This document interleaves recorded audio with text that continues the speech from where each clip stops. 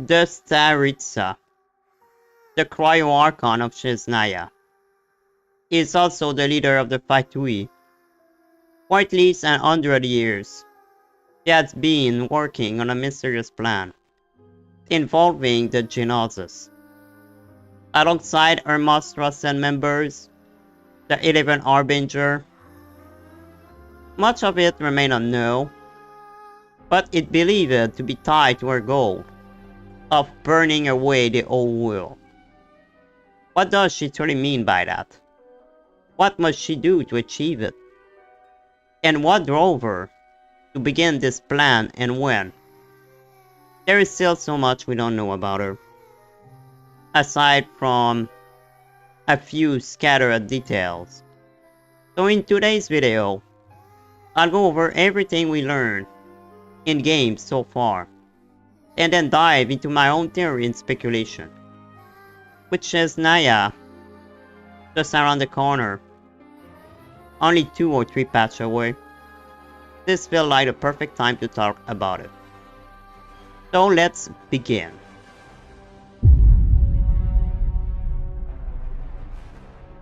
Before diving into our plan, we need to understand who the Tsaritsa is, and who she was before becoming an Archon.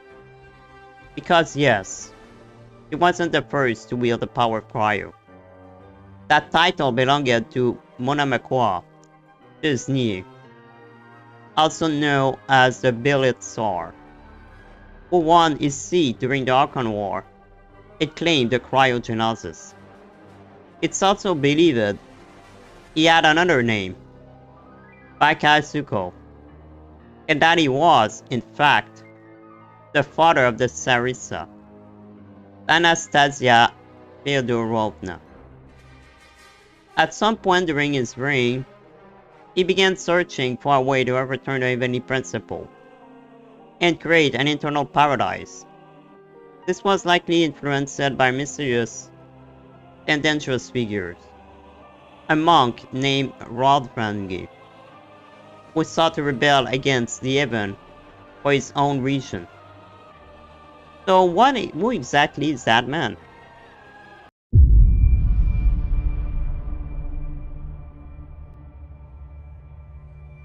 Long before the Cataclysm, during the time of the Eclipse dynasty, a Kenrian named Rauthvangi worked as a novice monk in the Universitas Magistrorum. One day he caught sight of the abyss in a mirror and became obsessed with it, calling it the pitch black Elysium. Studying forbidden knowledge was a crime, and he was put on trial. Likely judged by Iroptatir himself, he was sentenced to exile. Unlike others, however, he never succumbed to the curse of the wilderness. Instead, he came to believe he had been chosen to open a path to the abyss beyond the sky. After years of searching, he eventually arrived in Notcry, where he believed the gateway to this Elysium existed. Determined, he joined the court of the Billet Tsar under the name Rauthvangi. With his mastery of alchemy and astrology, he quickly became one of the Tsar's favorites and began encouraging his ambition to overturn the heaven. Eventually, he was sent to Notcry as an envoy to seek power that could reshape the world. But Rauthvangi had his own agenda. He caused chaos in Notcry and never returned. Even if the burial Tsar already had this goal, Rauthvangi likely intensified his obsession. Interestingly, the Tsaritsa goal seemed very similar, creating an internal paradise and burning away the whole world. So is she simply continuing her father's will? Or is there something more? To answer that, we need to talk about the love of her life, the one she never got to marry.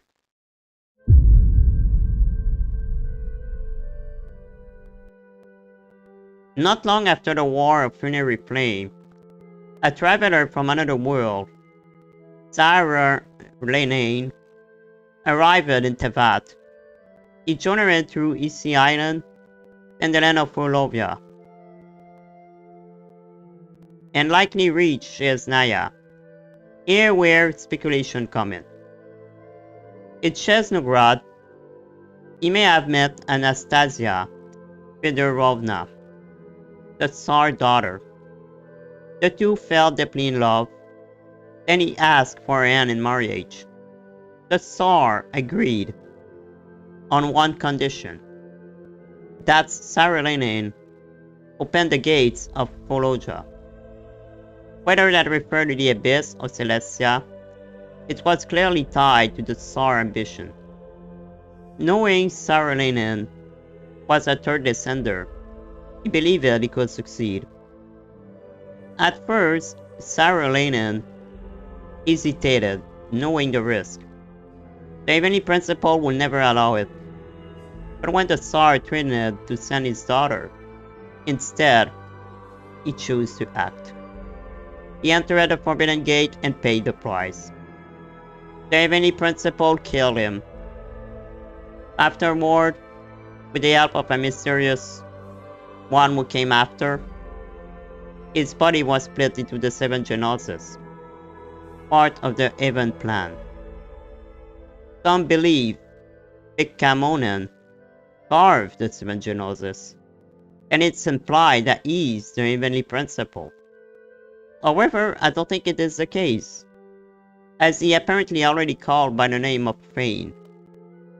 I believe is that Ikamonen may be the one who came after. Back to the story, Tsaritsa's death shattered Anastasia. Filled with grief and hatred, she swore revenge against the heavens. From that moment on, she will never marry.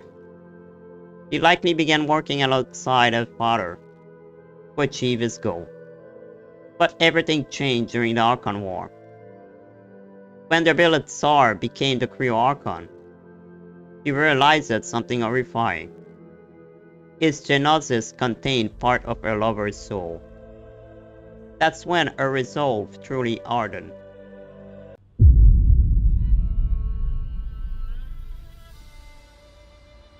During the fall of Kenria, Anastasia fought alongside her father, but failed to save him.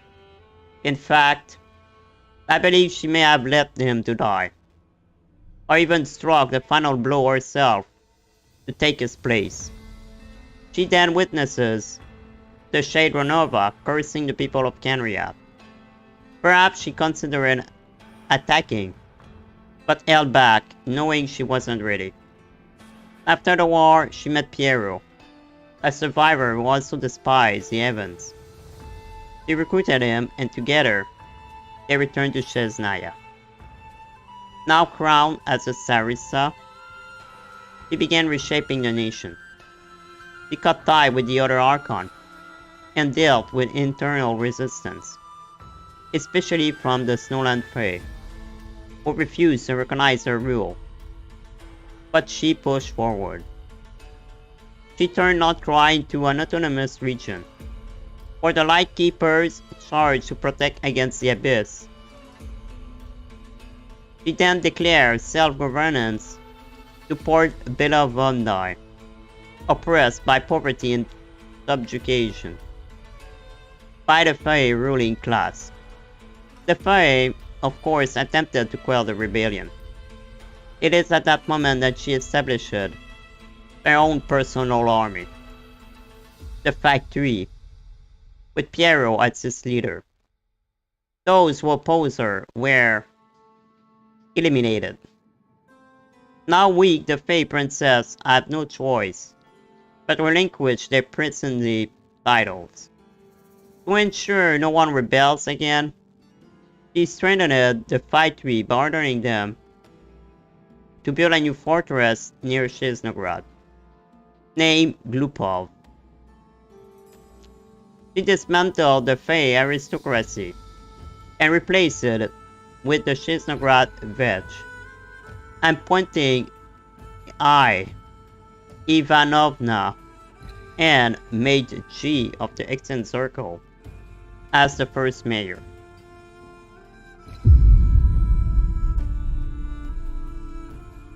Our goal here was clear. Build a unified, powerful nation, capable of challenging the heaven. As he was at the moment asleep, it was the perfect time. She didn't remove the Fae out of justice, but because they stood in her way. By this point, she no longer cared for her people, only her goal. She was only filled with sorrow, anger, and hatred. Still, the Phi-3 swore loyalty to her and swore to serve her until the end. The fact she's also named an extended circle as a Sheznaya Vetch administrator is also quite curious. I thought the Coven's main job was to protect the border and law of Tevat, so I do assume they serve the Four Shade in a certain extent, especially that one of their members is the Shade of Life. Is naming a mage mayor wasn't a risk? Either way, what does it mean about the relation between the Coven and the Tsaritsa? A question for another time, perhaps.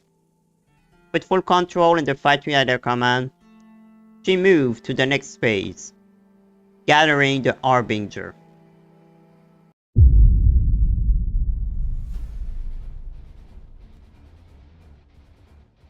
The Phi-3 were powerful with Piero as a leader, but this wasn't enough. He required a more exceptional individual. Capitano, a Kenrian warrior who fought the Abyss in Latland, became the first.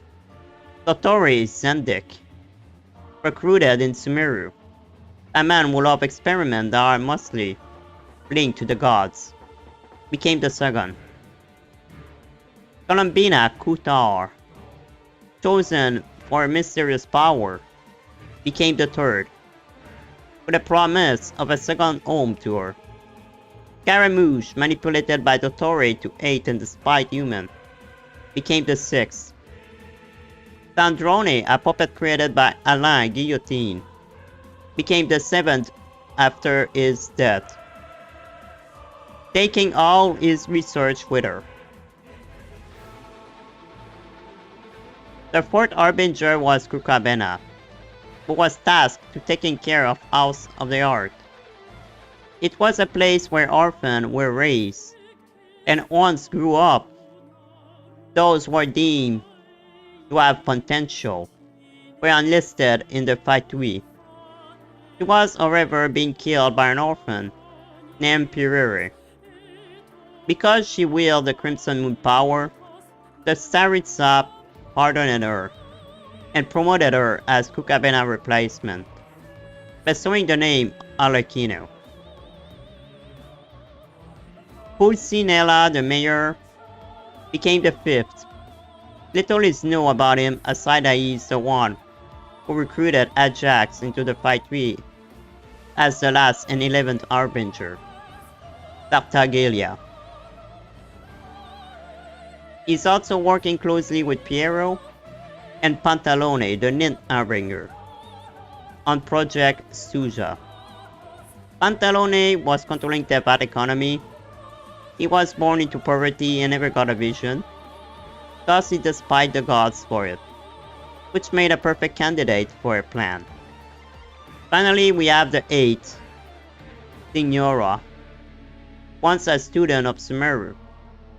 Unfortunately, during the cataclysm, her husband got killed by monster in Mondstadt.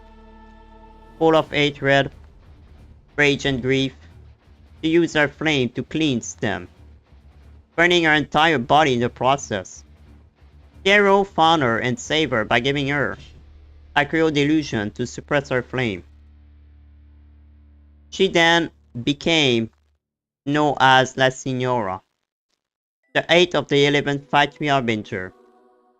She blamed Venti ever since for her husband's death. Only the 10th Harbinger remain unknown. I explored several possibilities, but the most interesting theory is this: that the 10th seat is being saved for someone important. The first candidate could be Asmodee. According to the other shade, he switched side and served a new master. What if that new master is a Tsaritsa? Having a shade on her side would be useful. Maybe the reason she went rogue has something to do with the heavenly principles. She discovered something and thus now hate them for it. By meeting with Tsaritsa, maybe she began to understand her and agreed that the world needed to be remade. Thought with the power she have, the factory will have the Genesis already. So yeah, it would not make sense. It's more probable that she served the Abyss now, but we know. Unfortunately, we still don't have clear answer, even after visiting her temple.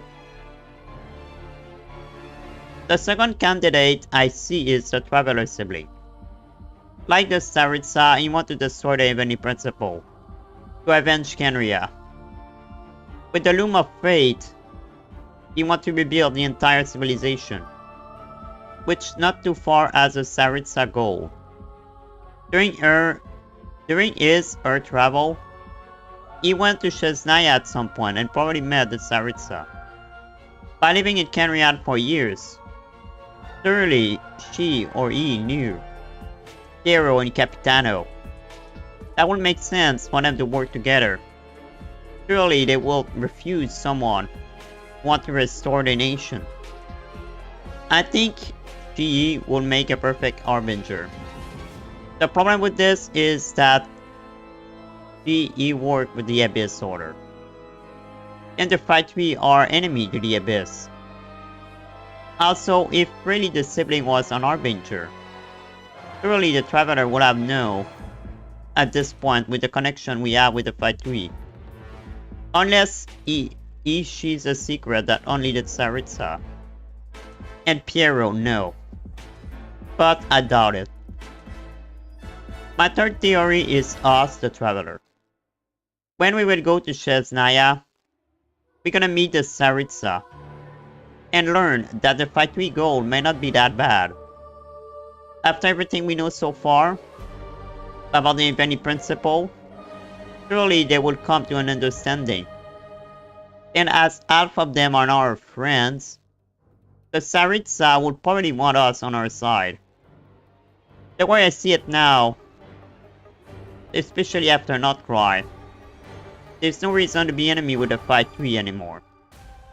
So I'm pretty sure we will work with her during our time as Sheznaya, and at some point, something will happen that will require our help.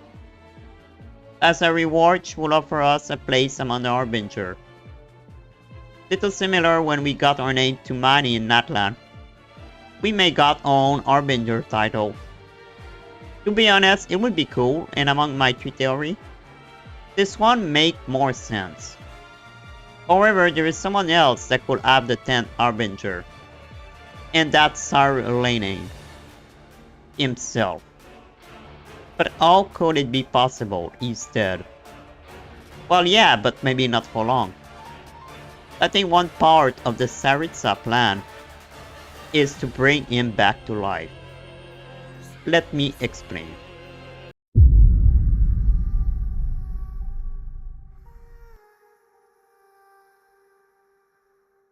With total control over the nation, having the Fatui gathered everywhere in Tevat, and the 11 Harbinger the Tsaritsa was now ready for another phase, collecting a Genesis. The time had come to steal every Archon Genesis, and so she sent the Harbinger each nation, and she succeeded gathering them all. Well, mostly as the Pyrogenesis was still in Natlan. Quite surprising she didn't send anyone else. Yet. Well, she probably couldn't because of the Tory mess and outcry. Still, what she want to do with the Genosis? I believe it's simple. Revive her lovers. Since the Genosis are fragments of his being, gathering them all could restore him. Similar than Rerir, who tried to find his missing part, to be whole again. Once revived, he would become the 10th Harbinger, and open the gate to Celestia.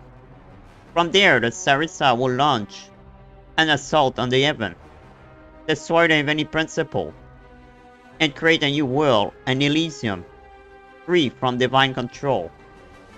But to defeat the heaven, you likely need more. That's where Project Suja come in, a possible weapon designed to kill a god. So our entire plan is this. Use all the Genosis to revive the third Ascender, name in the 10th Harbinger, open the door of Celestia to attack it, kill the Heavenly Principle, and made a world without God's authority. Unfortunately, I don't think everything will go according to plan. Things are already not going perfectly. The Progenosis is still missing. The Tory action may have exposed our plan. The Shade could already be aware, and may even awake the Heavenly Principle.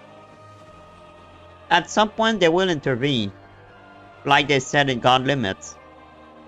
And when they do, the Traveler may stand with the Tsaritsa. Because once we understand her, it may not seem like the enemy anymore. Maybe we will be the one to bring back the Parogenosis. I also believe Piero have his own plan and manipulate the Tsaritsa in some way. After all, he's the jester. Still, at the end of the day, the Tsaritsa plan may succeed with the help of the Traveler, and will lead us to the final confrontation against the Heavenly Principle Thane at the end of Sheznaya arc.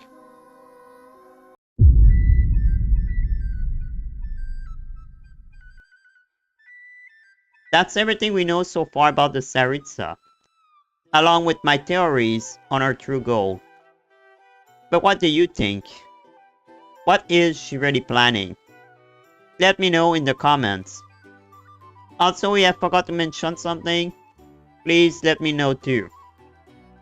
And if you enjoy lore theories and deep dive into Genshin Impact or even another game called the Trail series and Zelda, don't forget to subscribe to Pandragon Archive. If you're interested about gaming or see my live stream, also don't forget to subscribe on my other channel, Pandragon Vanimar Gaming. Thank you for watching and may the Archon be with you. Pandragons offline.